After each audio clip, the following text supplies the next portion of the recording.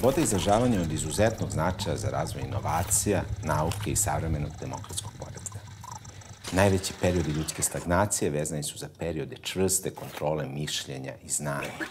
Digital rights are simply human rights, but enforced in a way that means that they actually exist in the online world like they exist in the offline world.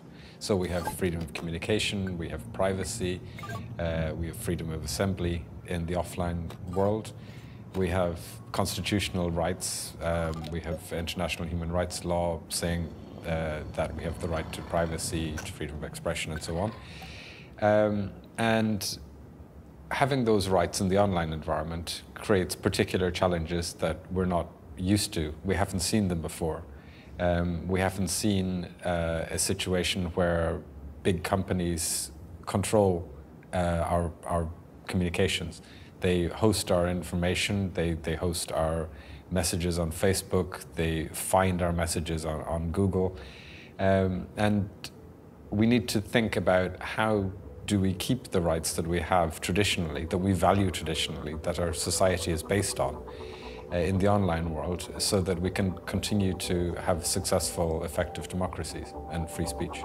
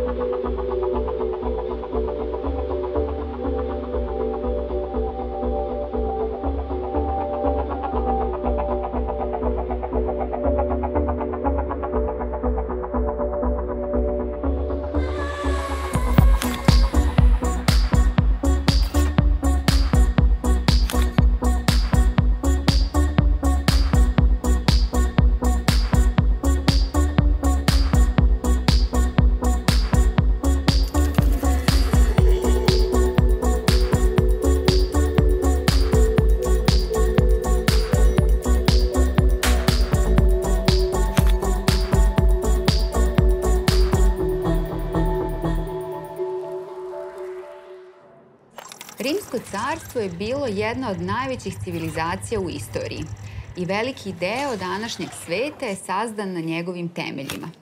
Malo je poznato da je čak 17 rimskih careva rođeno na teritoriji današnje Srbije. Jedan od njih je bio i car Trajan, rođen u selu Martinci u Sremu. O caru Trojanu mi znamo mnogo više iz jedne priče koja se zove cara Trojana kozije uši. Znači, car Trojan je imao jednu čudnu stvar. Znači, on je imao kozije uši. I, pošto je kao i svaki drugi car morao da se šiša, nekada on je imao svoje frizere. I kako su oni dolazili i šišali ga, on ih je na kraju pitao da li vidite nešto čudno i oni bi rekli, pa kao vi imate kozije uši i onda bi praktično nestajali posle toga. Dok nije došao jedan mladi frizer, međutim, posle određenog vremena njega je to jako tištilo, nekako ta neka istina koju je on skrivao je na njega uticala i on se požalio svom prijatelju i ovaj mu je rekao, pa znaš, ako baš ne možeš nikom da kažeš, ti iskopaj jednu rupu i onda u tu rupu izgovori tu rečenicu. Zemljo, čuj me. U cara Trojana uši su kozije, jareće. Tako, sad mi je lakše. Posle nekog vremena iz te rupe je izrasla trska, onda su došla deca, posekli trsku, napravili od te trske neku frulicu i kada su zasvirali u frulicu, umesto pesme, umesto zvuka, začula se rečenica u cara Trojana kozije uši. Ova priča je praktično priča o cenzuri. Na prvom mestu je u stvari to priča o samocenzuri, zbog toga što je taj mladi frizer, zbog toga da bi zadržao svoj status, zbog toga da bi nastavio da radi to što radi, nije želeo da ispriča tu priču.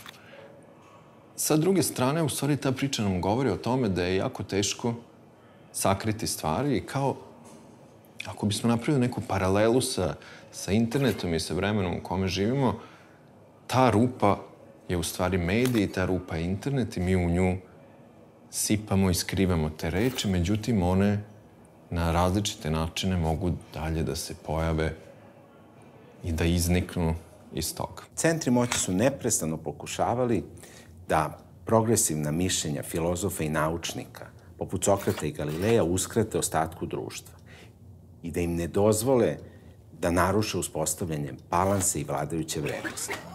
Yeah, I think that's a very dangerous development. I think, I mean, we do need, for instance, when it comes to content, on restrictions on content, we do need legal standards. But I think they should be as few, as clear and clear as possible, because what we see now is a constant wave of more and more layers of restrictions, of banning, of blocks, of censorship that is very dangerous.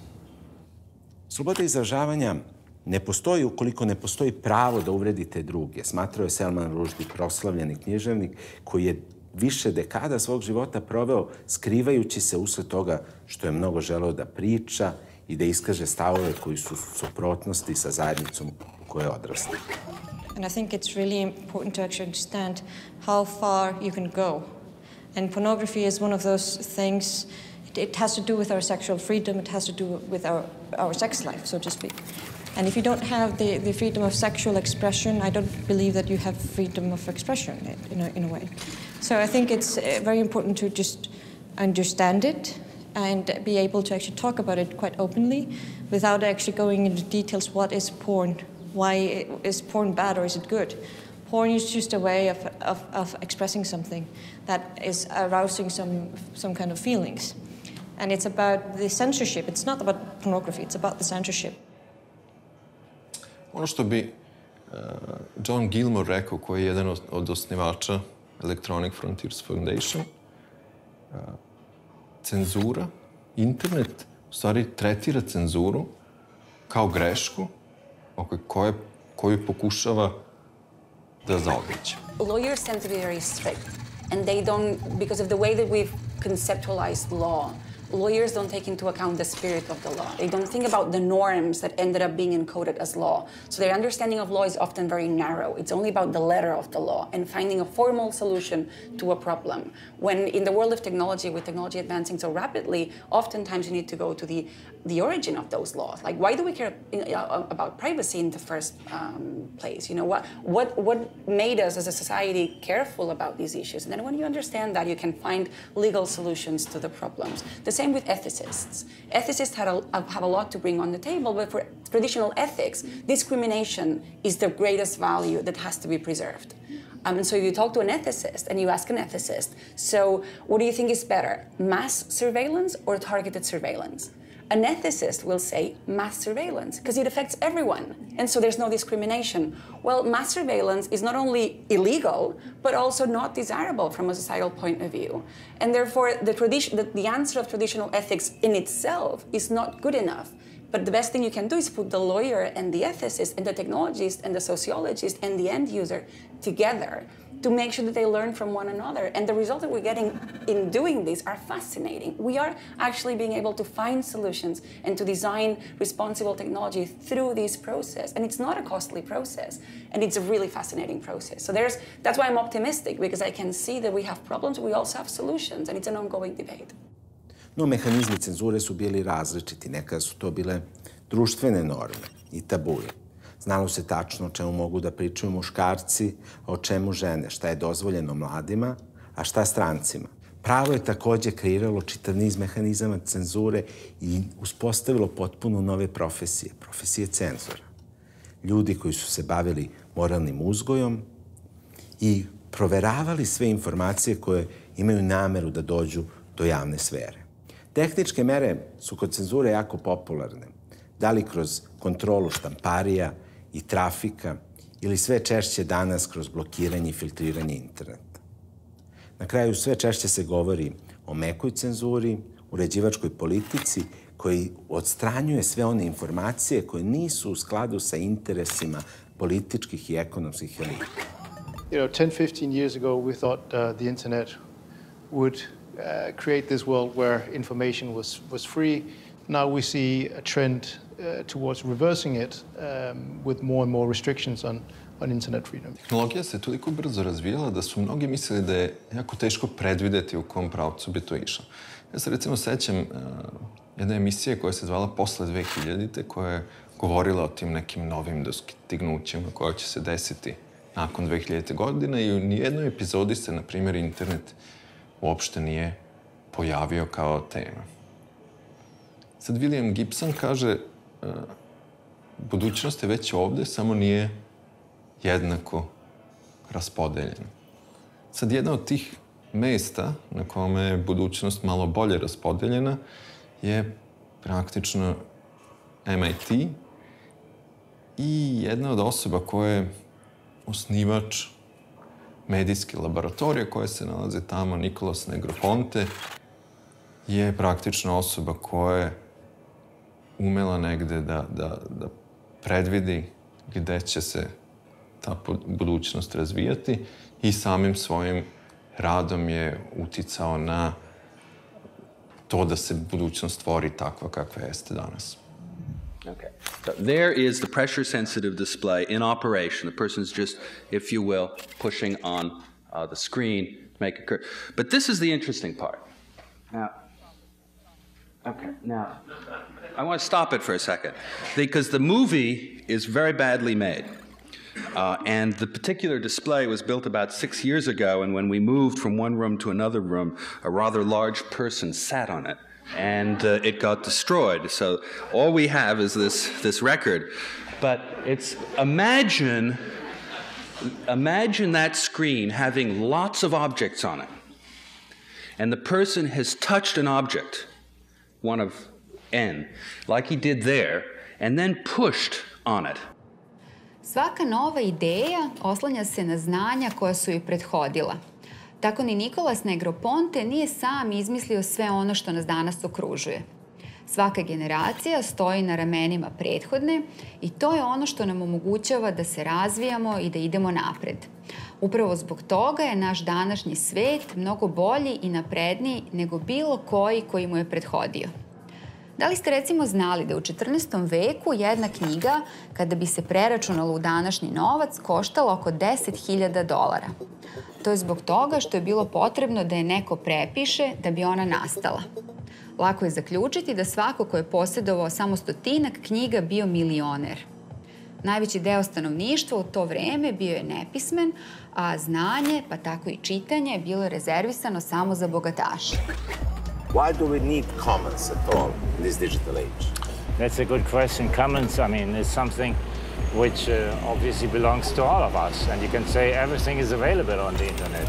But it's not so easy because commons, they don't exist by themselves because they are coming from common pool resources and we need some rules and some regulation to make them into usable commons.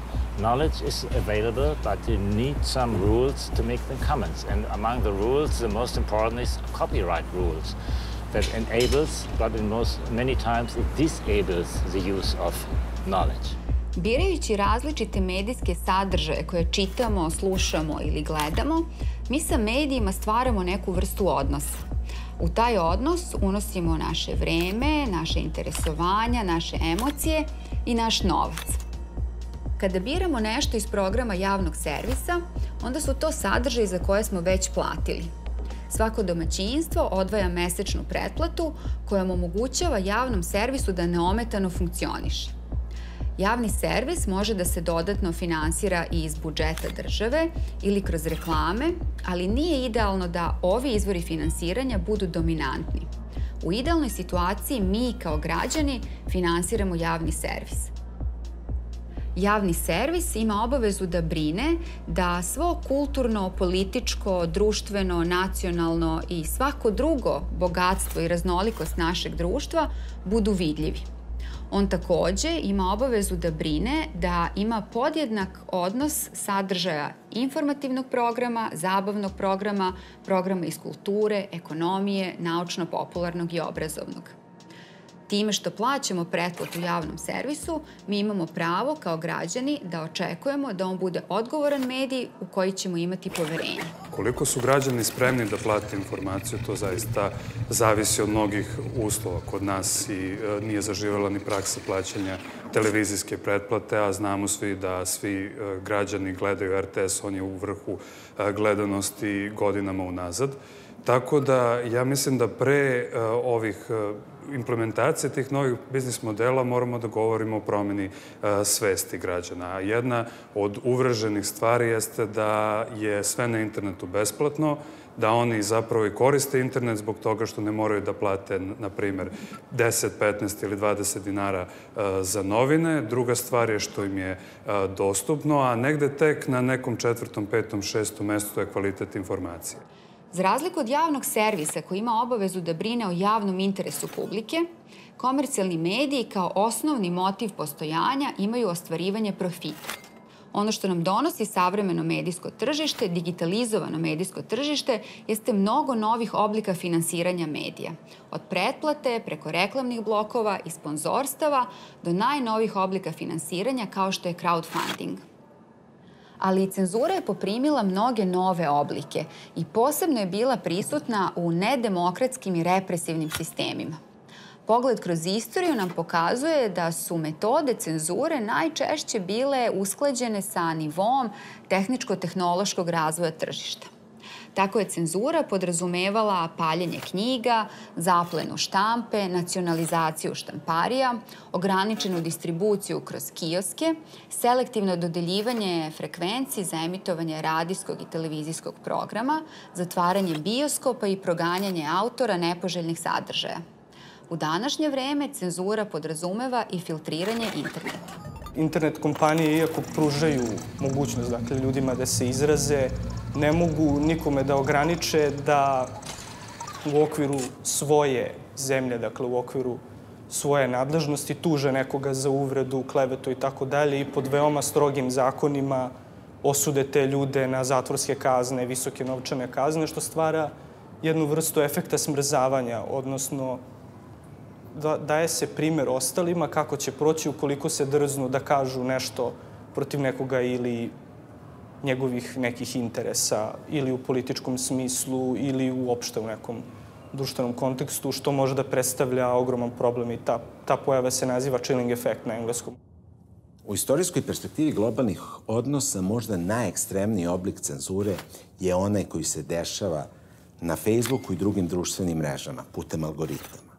Ovi algoritmi funkcionišu tako što nam na osnovu naših podataka serviraju sve one informacije koje su nama značajne i interesantne. Mnogi od nas nisu svesni da je ovo zapravo autocenzura, te da do nas dolaze informacije koje su u skladu sa našim vrednostima. Tako nastaje niz staklenih zvona koji prete da ukinu mogućnost da se susretnemo sa drugačijim mišljenjem, da započnemo debatu povodom njega, a često prete i da izgubimo svaku želju za tim. Sa druge strane, svako dobije mogućnost da slobodno emituje bilo kakve informacije. Tako da pojedinci od korisnika polako postaju mediji, ali i predmet medijskog interesovanja.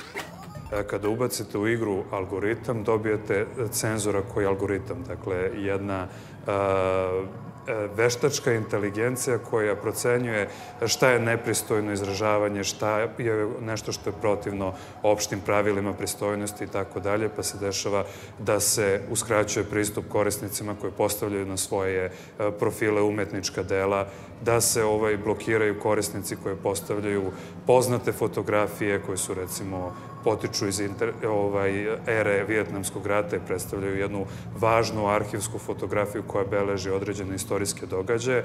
Tako da mi sad imamo algoritam koji naravno nije na nivou razmišljanja i procesuiranja još uvek, bar ne kao smisleno ljudsko biće, pa dolazimo do apsurdne situacije da nam tehnološke kompanije danas postaju mnogo veći problem od pitanja cenzure nego što je to, recimo, bila država u 20. veku. Manipulacija nekad može da bude veoma suptilna. Mi smo na početku ove naše epizode spojili 3 različite priče. Jedna je o dobrim rimskim carevima, jedna je o caru rođenom na teritoriji današnje Srbije i jedna je o bajci u cara Trojana kozje uši. Time smo, iako ništa nismo slagali, stvorili utisak da je dobri rimski car rođen na teritoriji Srbije i da je bajka upravo o njemu. U stvarnosti, rimski Tran je rođen na teritoriji današnje Španije, dok je ovaj sa naših prostora bio surovi tiranin koji je tokom svoje 2-godišnje vladavine progonio hrišćane. O njemu je bajka, a njen podtekst je da su kozje uši zapravo đavolski. No, I would like people to take, understand that we all have a responsibility of these things. And if you can help, you should help. Especially when it comes to this, because this affects everyone's everyday life. It's, you know, your liberties, your freedom of expression, freedom of speech, all of these things are directly connected to these topics. And we are very, very in tune with each other now. And, you know, if you choose to, a simple thing, like if you choose to be on Facebook and you put a picture of someone up and you tag that picture, even if the person doesn't want to be on the picture, you still do it. That's like, yeah, it's not, you're not a good friend. And all of these things are combining into one big global issue.